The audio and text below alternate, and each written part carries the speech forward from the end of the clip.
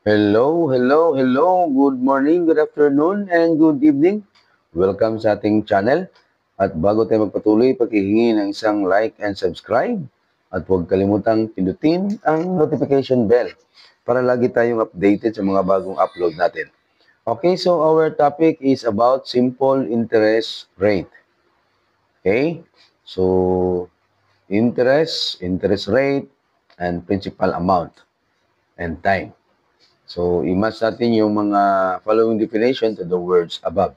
First definition, the amount of money invested or borrowed. So, this is principal amount. Okay? Another definition, the percent of interest. Of course, this is interest rate. Okay? Kasi percent of interest. Another definition, the amount earned from investing or borrowing money or the interest. Okay? Another definition, the length of time the money was invested or the length of time the borrowed money will be paid in years. So, this is time. Okay? So, yan po yung mga definition natin. Interest rate, time, and the principal amount. Okay, let's have the formula. If we're going to find the simple interest, of course, this is I or the interest equals P times R times T. Yung P, that is principal, R is rate, then T is time. Okay? Yan po. I, interest, P, principal amount, R, rate of interest, then T is time, or in terms of year. Okay? So, by manipulating this formula, you will have, if we're going to find the principal amount, that is P equals I, or interest, divided by R times T, or rate times time. If we're going to find the rate of interest, so this is R equals I over P times T, or principal times T, or time. If we're going to find the time, so the formula is T equals interest divided by principal times rate. Okay, example number 1, problem solving. So Ella decided to invest in a bank. How much will she earn if she invested 15,000 pesos for an interest rate of 12% in 1 year? Of course, yung solution natin dito, kunin natin yung formula natin is interest equals principal times R, or rate, times time. So, simple interest equals principal times rate times time. So, yung principal is 15,000. Yung rate is 1.2% or 0.12. Okay? Move natin sa left side yan, dalawang beses. So, magiging 0.12. Okay? 0.012. Baliktad. Okay? Then time is 1 year. So, solution, ano natin yan, yung formula natin, substitute natin yung value. So, interest equals, principal is 15,000, then times 0.012 times 1, or 1 year. So, yung total, or yung equals is 15,000, then multiply muna natin yung 0.012 times 1, then multiply natin sa 15,000, so that is equal to 180 pesos. Number 2 example. Carlo decided to invest 30,000 in a savings plan to grow his money for future needs. After 5 years, his balance had increased to 40,575. What was the interest rate on Carlos' investment? Okay, solution natin dito, we have to calculate the rate. Okay? So, yung formula is R equals I, or interest over principal times time. So, we have to calculate the simple interest, I. So, we will use this formula, I equals PRT, or PRT. Yung turo sa akin yung college, PRT.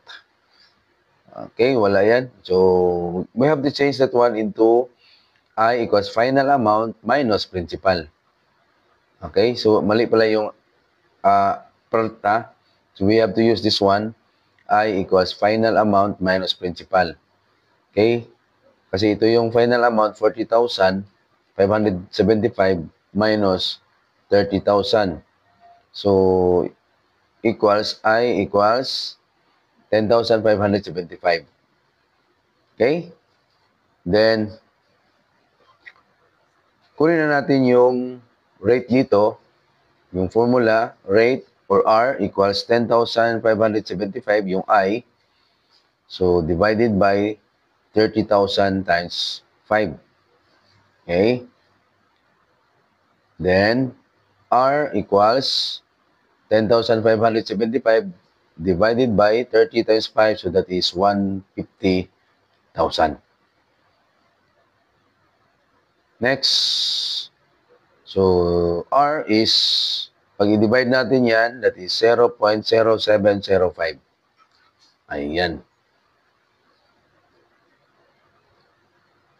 So, R equals, change natin into percent. So, move natin to the right, 2 places. So, 1, 2, so magiging 7.05%. Next, example number 3. One wants to save up for his child's future education. He plans to invest some money that will earn him 7,200 in 4 years. So, at an interest rate of 6%. How much principal must Juan invest? So, solution, simple interest. So, that is equal to 7,200. Yung time is 4 years. Rate is 6% or 0.06. So, of course, ang formula is P equals I over R times T.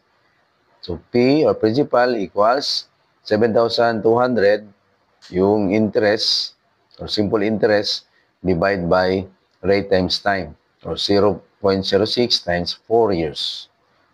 4 years ba yan? Okay.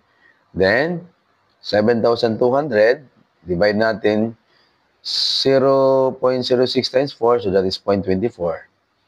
Okay, so divide natin 7,200 divide by 0.24 is 30,000 pesos. Yun ang principal. Okay, another example, number 4.